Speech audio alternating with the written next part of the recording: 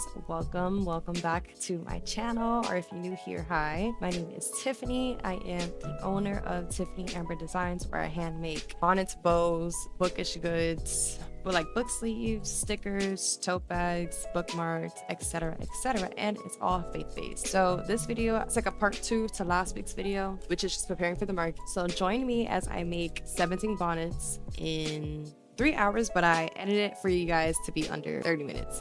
Make sure you like, subscribe, comment, all that good stuff. I have a specific way how I make my bonnets, and I have a measuring tape on my cutting table, or like I guess my sewing table. So my bonnets, I cut about 30 inches of fabric and I cut it on the edge of the table. So that gives me exactly the 30 inches. And then I cut it in half like I'm doing now. And that gives me one piece of the bonnet. So my bonnets are reversible, they are adjustable, and they have a cute little ruffle thing. And these are about, I want to say, a size large.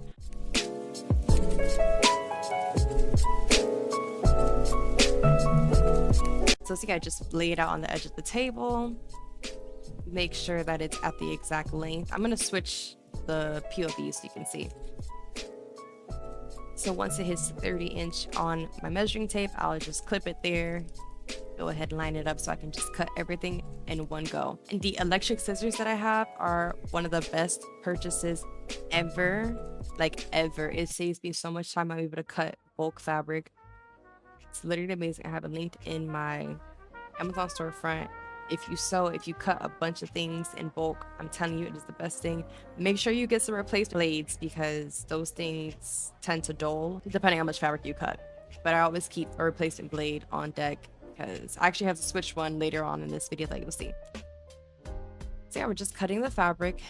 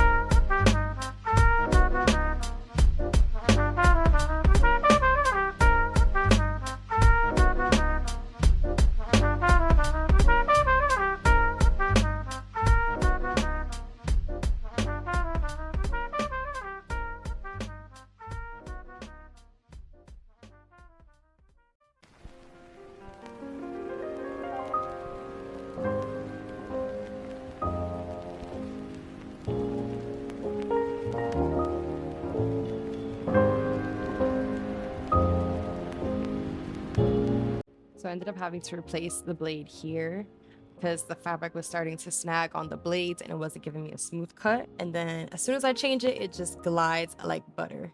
The only thing was that I needed to put something to hold the fabric, but After that, it's literally like smooth like butter. So I already have a pattern piece of how big I make my bonnet. So I just use that piece and cut around. I'm gonna put the actual like measurements on the screen.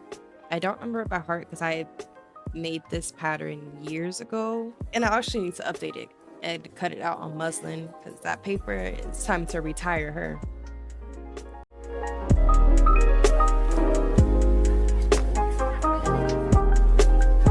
So I'm just clipping out on the 4 edges of the circle, folding it up, and onto the next.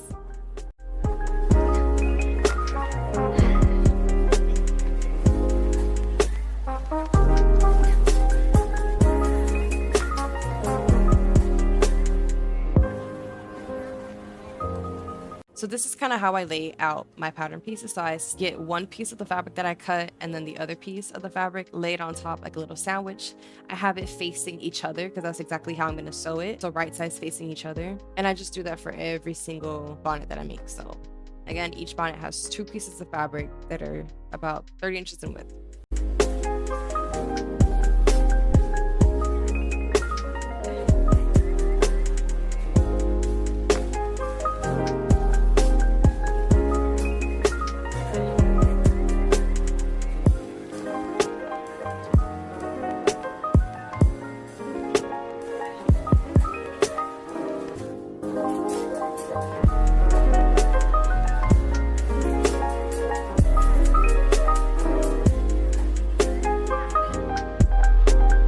Okay, so now I'm sewing the first seam. My stitch length is about 3 millimeters, and I'm just sewing the seam just to connect the 2 pieces together, but I am leaving about an inch gap so I can turn the bonnet inside out.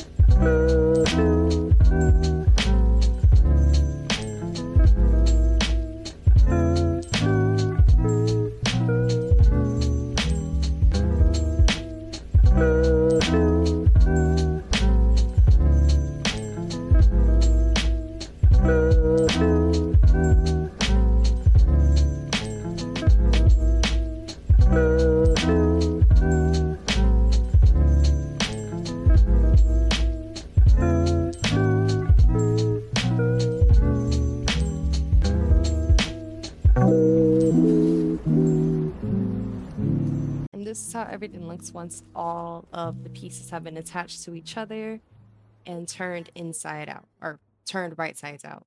And then I just go ahead and iron out everything. I iron out all the wrinkles, all the seams, because I do keep my fabric folded, so the wrinkles tend to happen. So I make sure I give everything a good little press. And then I just repeat that a million times.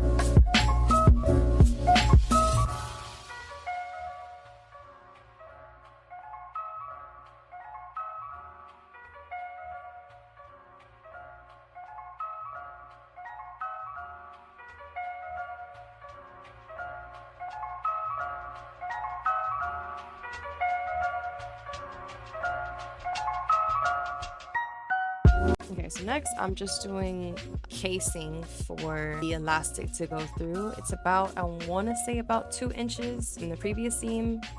And then I leave about 1.5 inch gap so I can thread the elastic through.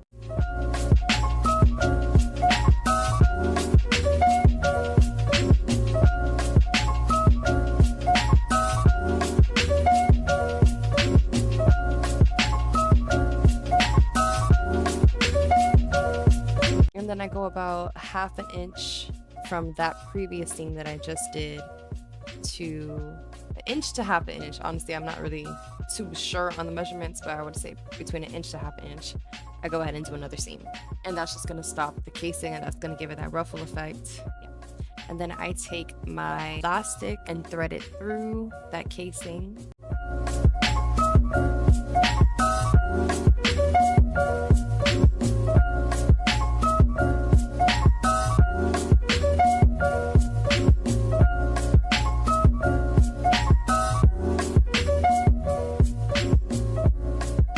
And I also take a cord lock. That's what helps make my bonnets adjustable, so they don't fall off when you go to sleep at night, because you're able to adjust it to the side of your head.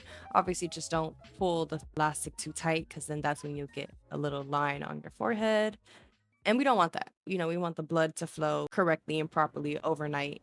And then once everything has been threaded and I cut the excess elastic and I burn the ends just to give it more of like a professional look, I'll go ahead and close off that gap that we left out in the beginning.